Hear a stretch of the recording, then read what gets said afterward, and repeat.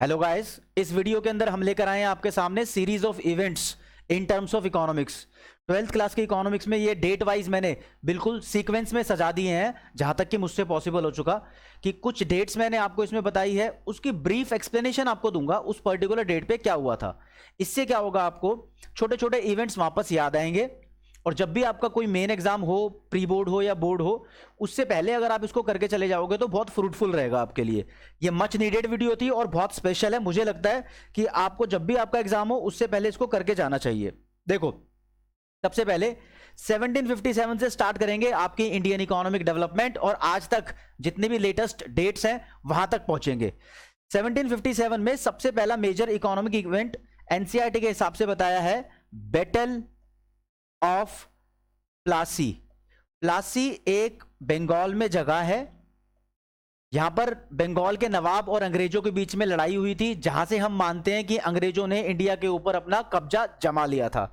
वैसे बोलते हैं कि लगभग 1757 से 1947 तक अंग्रेजों ने हमारे देश पर राज किया, और ये कुल मिला के 190 ईयर्स हो जाते हैं, और इसको अराउंड 200 साल बोल देते हैं हम। तो ये एक इकोनॉमिक इवेंट की शुरुआत यहां से बोली जाती है। सेकंड नंबर पे 1850 क्यों इंपॉर्टेंट है? 1850 में ऐसा बोला जाता है इंडिया में रेलवे इंट्रोड्यूस हुई, तो this year is marked as introduction of railways in India. यानी रेलवे का जो मेन स्कोप था वो 1850 से स्टार्ट हो गया था। लेकिन फिर भी आपको बता दूं, ये एनसीईआरटी में नहीं है जो अब बता रहा हूं। 1853 में इंडिया में पहली रेल चली थी मुंबई से थाने तक, जो कि इंपॉर्टेंट इवेंट है रेलवे से रिलेटेड ही। आगे नेक्स्ट डेट पे आ जाते हैं।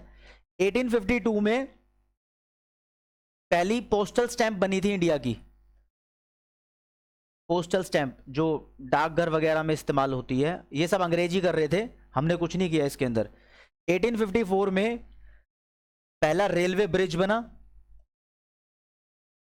रेलवे तो देखो, इंट्रोडक्शन ऑफ रेलवे जो आपसे पूछा जाएगा वो 1850 है, ठीक है। 1853 भी एक जीके का क्वेश्चन है कि पहली रेल कब कहां से कहां तक चली थी। फिर 1869 पे आ जाओ। इंडिया से यूरोप को कनेक्ट करने का एक वाटरवे, शॉर्टेस्ट वाटरवे डेवलप किया गया था ब्रिटिशर्स के द्वारा, जिसे बोलते हैं सुएज कैनाल। सुएज कैनाल 1869 में स्टैब्लिश हुई। 1881 में पहली बार हमारे देश की जनसंख्या को ऑफिशियली काउंट किया गया, तो इसको बोलते हैं फर्स्ट ऑफिशियल सेंसस। ये हर 10 साल में एक बार होता है। अब 2021 में पॉपुलेशन को काउंट किया जाएगा। पॉपुलेशन के साथ साथ इसमें सेक्स रेशियो भी काउंट की जाती है, मेल फीमेल की काउंटिंग, और बहुत सारी चीजें कैलकुलेट होती हैं। अगला मेजर इवेंट 1907 टाटा की टिस्को कंपनी की स्टैब्लिशमेंट हुई थी। Tata iron and steel company इसको बोलते हैं। ये जमशेदपुर में स्टैब्लिश हुई थी। जमशेदपुर उस समय जब ये स्टैब्लिश हुई थी बिहार का हिस्सा था। अब ये पर्टिकुलरली झारखंड का हिस्सा है, क्योंकि बिहार में से झारखंड अलग स्टेट बना दिया गया। 1921 में, इसको देखो सही से समझना, 1921 को बोलते हैं ईयर ऑफ ग्रेट डिवाइड। ये इंपॉर्टेंट है। डेमोग्राफिक प्रोफाइल जब इंडिया की पढ़ोगे तो 1921 अपने आप में एक सिग्निफिकेंट ईयर है। तो ये क्या कहता है, 1921 से पहले इंडिया की पॉपुलेशन की ग्रोथ रेट कम थी, और 1921 के बाद इंडिया की पॉपुलेशन ग्रोथ रेट ज्यादा हो गई। शॉर्ट में बता देता हूं, ये डेमोग्राफिक ट्रांजिशन का फर्स्ट फेज बोलते हैं इसको। जब पॉपुलेशन ग्रोथ रेट कम थी, डेथ रेट और बर्थ रेट इसमें स्टडी करके बताते हैं, लेकिन आपके लिए इतना इंपॉर्टेंट नहीं है वो जानना। और 1921 के बाद India second phase of demographic transition में एंटर कर गया। मैं डेट्स के साथ ना थोड़ी थोड़ी ब्रीफ एक्सप्लेनेशन देने की कोशिश कर रहा हूं। अगर आपको लगता है सर आपने एक मेजर इवेंट मिस कर दिया है, तो आप मुझे बताना, मैं उसके ऊपर आपको एक्सप्लेनेशन देने की कोशिश करूंगा। आप जानते ही हो मेरा नाम है लव कौशिक, और ये मेरा फोन नंबर है। अगर आपको इकोनॉमिक्स में कोई भी प्रॉब्लम हो तो मुझसे आप इस नंबर पे व्हाट्सएप के थ्रू कांटेक्ट कर सकते हैं। 7011001045 is my number, right guys.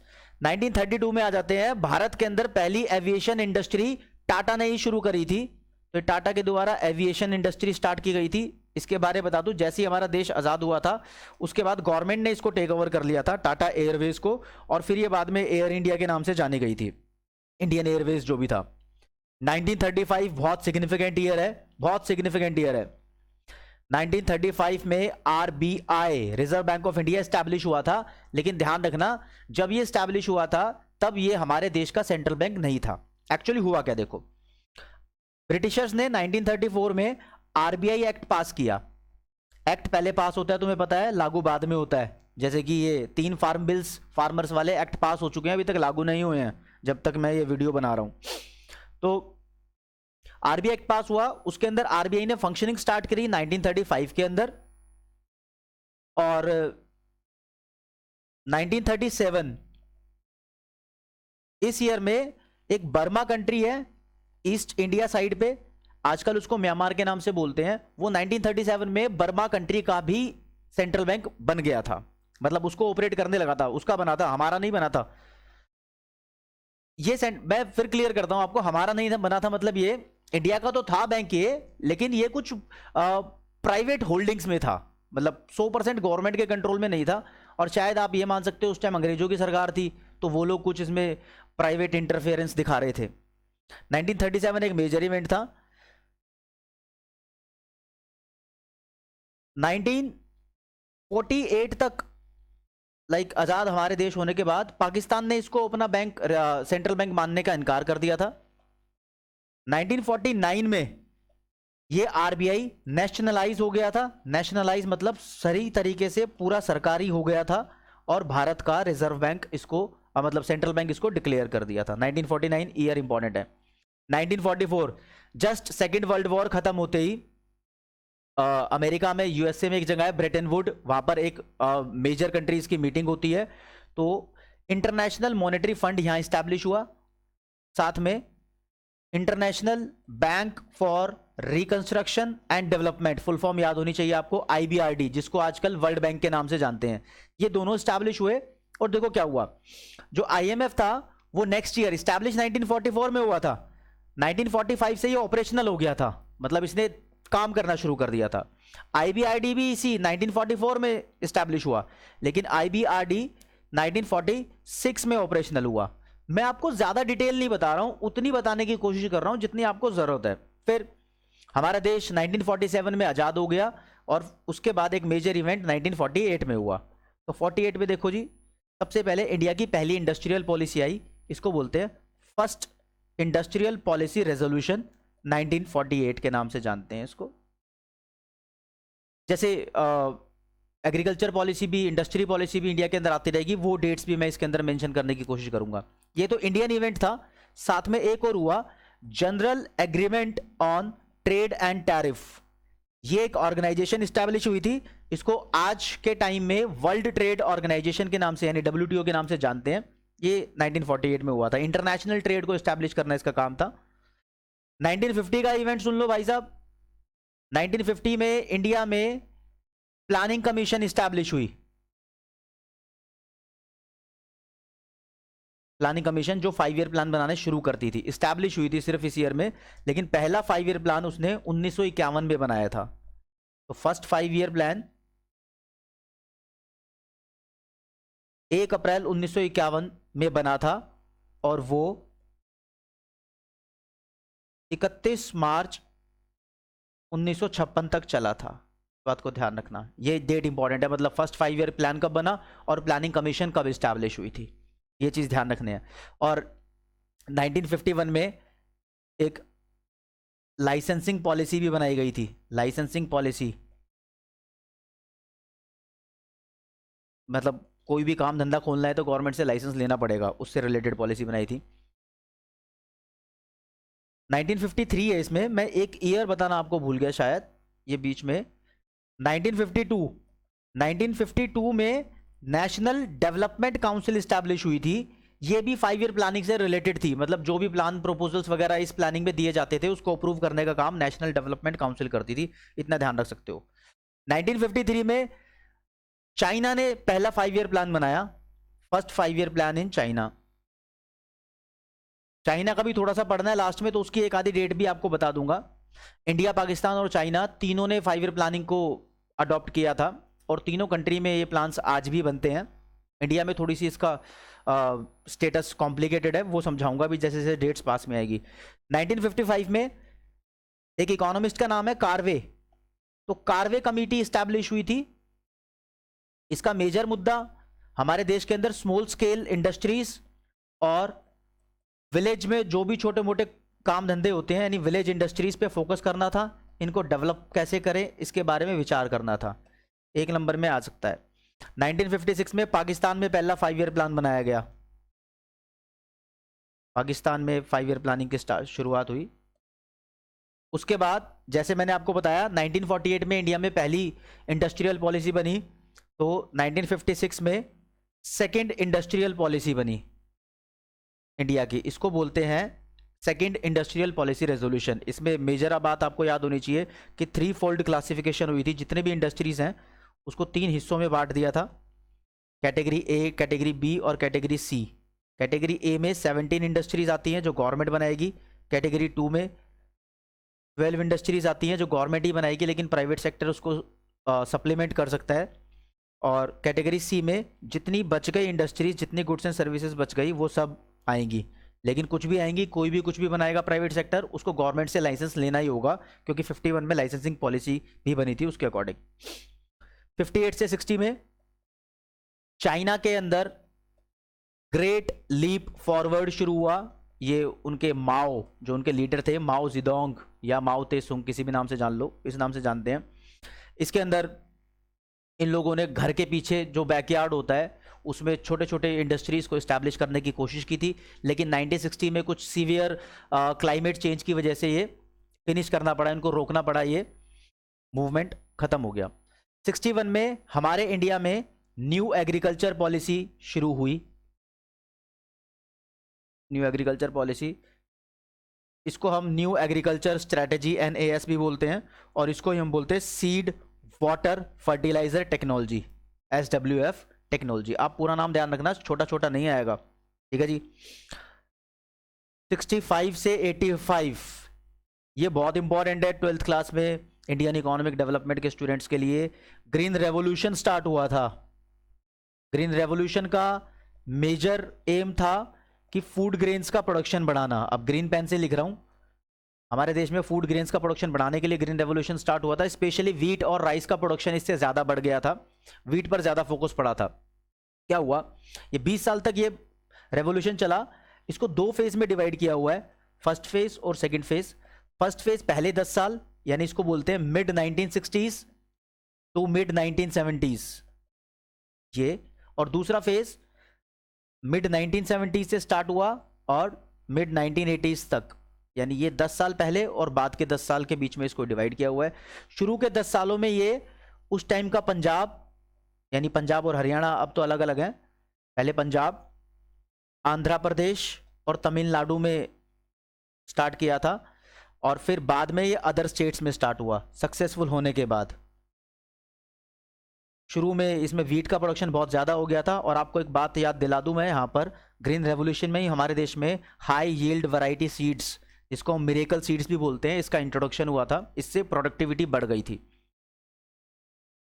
66 से 76 फिर दोबारा चाइना के अंदर आ जाओ। यहां पर चाइना के माओ ने फिर दोबारा great proletarian cultural revolution start किया। GPCR इसको शॉर्ट में लोग नहीं जानते, फिर भी मैंने बोल दिया है। ये पी से लिखा है प्रोलेटेरियन, स्पेलिंग में थोड़ी मिस्टेक हो तो माफ कर देना। प्रोलेटेरियन का मैं मीनिंग बताना चाहता हूं बस आपको। प्रोलेटेरियन का मतलब होता है वर्कर्स। तो जो उनकी कंट्री साइड यानी गांव, विलेज इकोनॉमी थी, वहां से लोगों को भेजा गया था टू वर्क एंड लर्न, ठीक है जी। 1969 में जितने भी इंडिया के अंदर बैंक थे वो सब सरकार के कंट्रोल में आ गए थे। इसको बोलते हैं nationalisation of banks in India. Nationalisation of banks in India, important date है। 1970 व्हाइट रेवोल्यूशन स्टार्ट हुआ। व्हाइट रेवोल्यूशन में बेसिकली डेयरी प्रोडक्ट्स का प्रोडक्शन बढ़ाना इसका मेजर एम था, और उसमें सबसे इंपॉर्टेंट मिल्क। तो अमूल का नाम सुना होगा आपने, आनंद मिल्क यूनियन लिमिटेड इसी रेवोल्यूशन में स्टैब्लिश हुई थी, ये जानना जरूरी है।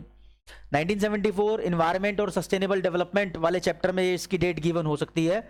Central pollution control board CPCB 1974 में एयर पोल्यूशन और वाटर पोल्यूशन को कंट्रोल करने के लिए स्टैब्लिश हुआ था। ध्यान रखना, ये आ सकता है। इसका मेजर मुद्दा क्या था, एयर पोल्यूशन और वाटर पोल्यूशन को कंट्रोल करना, ठीक है जी। 82 में national agricultural bank for rural development, NABARD की स्टैब्लिशमेंट हुई, रूरल डेवलपमेंट वाले चैप्टर में है।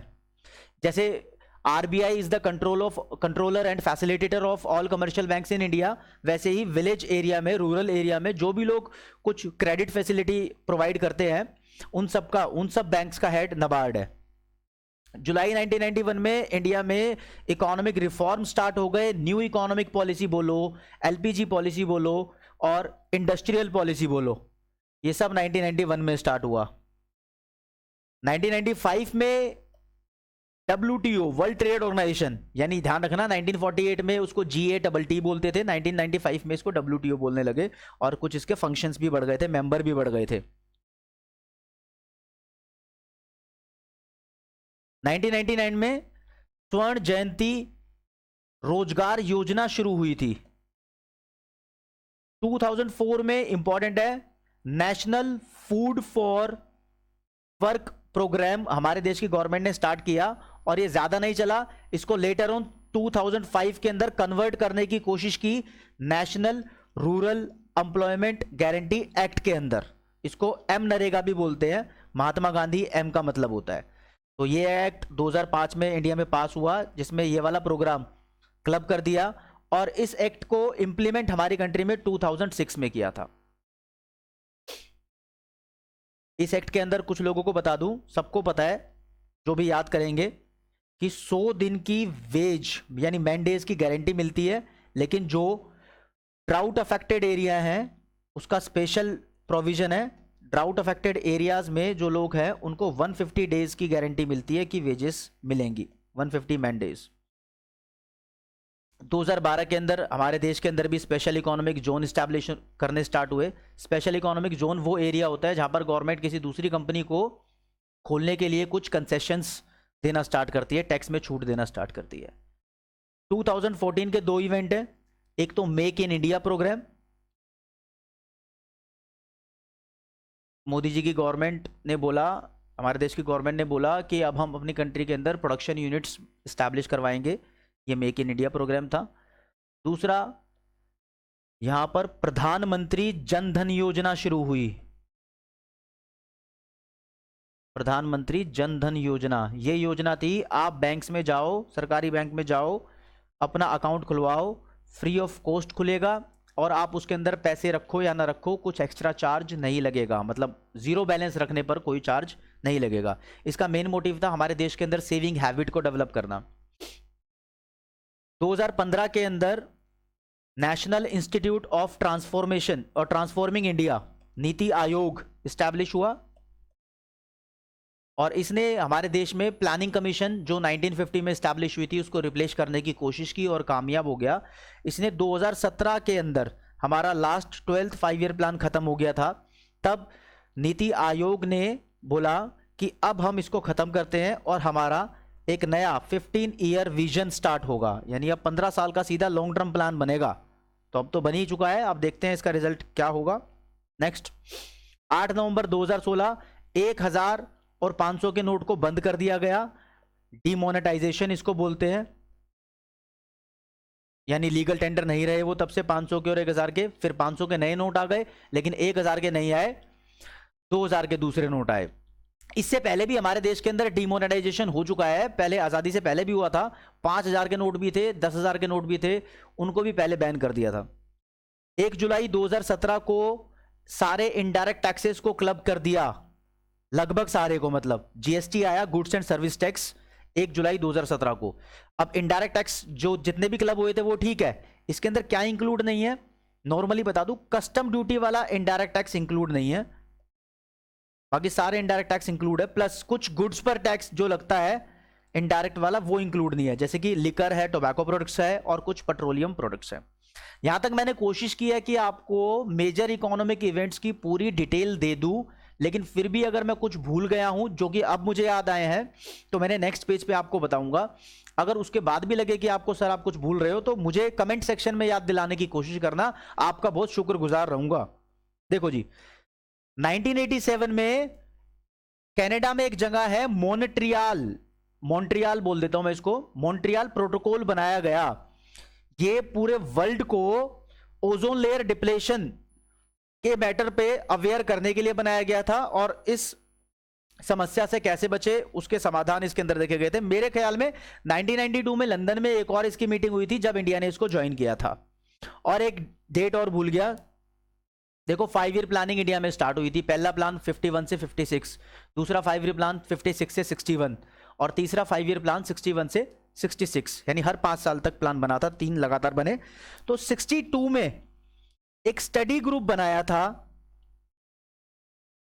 5 ईयर प्लान के तहत प्लानिंग कमीशन ने, ये 1 नंबर तक का पूछा जा सकता है। 1989 में भी 5 ईयर प्लानिंग कमीशन ने एक्सपर्ट ग्रुप फॉर्म किया था, एक्सपर्ट ग्रुप। एक चीज और, चलो अब और ध्यान आई है, आपको अपनी इंडियन इकोनॉमिक डेवलपमेंट पे मेजर यानी मुख्य रूप से 3 रेवोल्यूशन पढ़ने हैं। एक ग्रीन रेवोल्यूशन पढ़ना है, ग्रीन रेवोल्यूशन जिसके अंदर वीट और राइस का प्रोडक्शन ज्यादा बढ़ गया था। उसके बाद व्हाइट रेवोल्यूशन पढ़ना है, व्हाइट लिख दिया, व्हाइट रेवोल्यूशन। और फिर उसके बाद आपको गोल्डन रेवोल्यूशन भी पढ़ना है। गोल्डन रेवोल्यूशन क्या था वो बता देता हूं। गोल्डन रेवोल्यूशन बेसिकली 93 से लेकर, अगर मेरी डेट गलत हो तो मुझे कमेंट सेक्शन में आप लोग बता सकते हो, 2003 तक, कंफर्म नहीं है मुझे इसकी डेट एक्चुअली, 3 तक स्टार्ट किया। और ये बेसिकली हॉर्टिकल्चर का प्रोडक्शन बढ़ाने की शुरुआत थी। यहाँ पर हॉर्टिकल्चर का मतलब होता है वेजिटेबल्स और फ्रूट्स का प्रोडक्शन प्लस शहद का प्रोडक्शन, हनी का, इसके अंदर कोशिश की गई थी। तो मुझे उम्मीद है कि मैंने इन कुछ मिनट्स में आपको बताने की कोशिश की है कि इंडियन इकोनॉमिक डेवलपमेंट में कौन कौन सी डेट्स ज़्यादा इंपॉर्टेंट है। आप लोग इसको प्लीज़ याद कर लो, ये वीडियो देखोगे एग्जाम से पहले, आपके लिए बहुत फ्रूटफुल रहेगी। आज की वीडियो में इतना ही, नमस्कार।